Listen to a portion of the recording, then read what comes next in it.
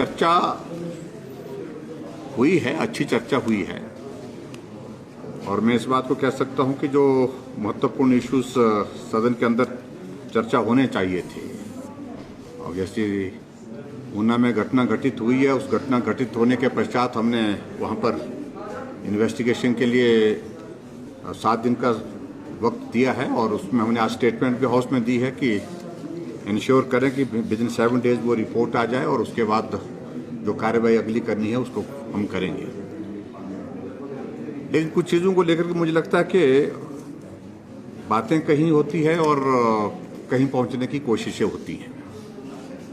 उस दृष्टि से अपोजिशन वालों ने आज प्रयत्न किए हैं, ऐसे प्रयास किए हैं जिसकी जरूरत मैं समझता हूं कि इस तरह से नहीं होनी चाहिए। चाहे वो जहरीली शराब के संबंध में घटना घटित हुई है, हमने उसमें ऐसी कार्रवाई की है जिस कार्रवाई को आने वाले समय में लंबे समय तक याद किया जाएगा। और दूसरी, जहां ये अभी जो घटना ऊना में घटित हुई है उसको भी बहुत गंभीरता से लिए, उस पर भी सख्त कार्रवाई होगी। इस बात को हमने सुनिश्चित करने के लिए कहा है। और बाकी सारी चीज़ों को लेकर के कोई सरकार की कतई भी मंशा नहीं है। जो खासतौर से जो विधायकों के संदर्भ में उनने एक पर्टिकुलरली एक बात कही है कि जो PSOs उनके साथ लगे हैं उनके माध्यम से सर्विलेंस की जा रही है, कतई नहीं है। हम उन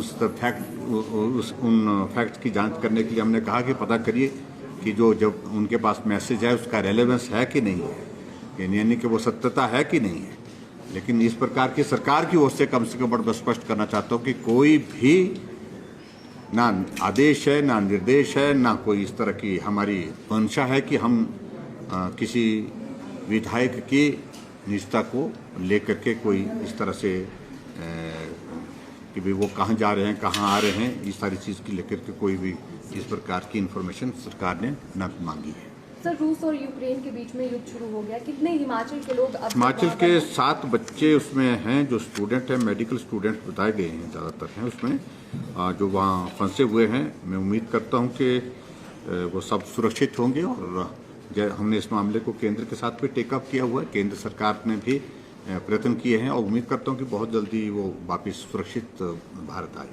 तो बाकी जो बच्चे हैं, क्या उनकी भी सूची सर कोई डिटेल मांगी जा रही है, क्योंकि काफी सारे बताए जा रहे हैं, बताए जा रहे हैं, लेकिन एग्जैक्ट नंबर जो जितना भी है वो हमारे केंद्र सरकार के पास, विदेश मंत्रालय के पास उपलब्ध है, और मैं समझता हूं कि वो निश्चित रूप से कुछ न कुछ गंभीर कार्यवाही पर निश्चित रूप से करेंगे। चिकित्सकों की भी हड़ताल चल रही है 26 को। आज हमारी बातचीत हुई है, और उसमें हम किसी एक निष्कर्ष में पहुंचने की दिशा में आगे बढ़कर के काम करने के लिए तैयार हैं। और उनने कहा अपनी ओर से कह दिया है कि हम अपनी बात आपके सामने रखना चाहते थे, रख दी है बात। और उसके साथ में जो महत्वपूर्ण है उसमें 1-2 विषय जिनका समाधान की दृष्टि से हमने कदम उठाने के लिए कमेटी कॉन्स्टिट्यूट करने के लिए सेक्रेटरी हेल्थ की अध्यक्षता में, और जिसमें डॉक्टर्स के भी नॉमिनीज होंगे, और वो आज ही हम नोटिफाई कर देंगे। और उसके साथ में जो उनका सीलिंग वाला इशू था